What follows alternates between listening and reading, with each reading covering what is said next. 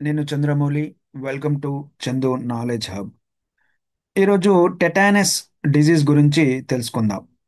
Tetanus is caused by bacteria call clostridium tetani.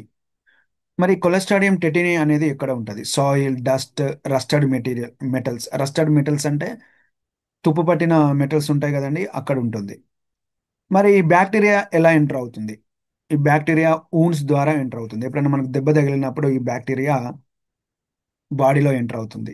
మరి ఆ బాడీలో ఎంటర్ అయినప్పుడు ఈ టాక్సిన్స్ రిలీజ్ చేస్తుంది. ఈ టాక్సిన్స్ రిలీజ్ చేయడం ద్వారా నర్వస్ సిస్టమ్ను ఎఫెక్ట్ చేసి పెయిన్ఫుల్ మజిల్ స్టిఫ్నెస్ అకరవుతుంది. మరి జా లాక్ అంటే నోరు తెరవకపోవడము, ఈవెన్ డిఫికల్టీ ఇన్ బ్రీతింగ్.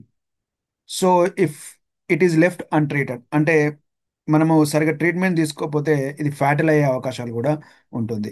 మరి చేయొచ్చు.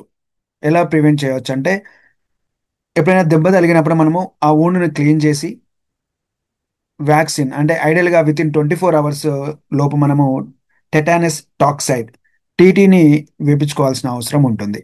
సో, మనం ఈ డిసీజ్‌ని ప్రివెంట్ చేయవచ్చండి. So, yeah! ఈ వీడియో మీకు నచ్చినట్టయితే లైక్, షేర్, సబ్స్క్రైబ్ చేయండి. Thank you. All the best.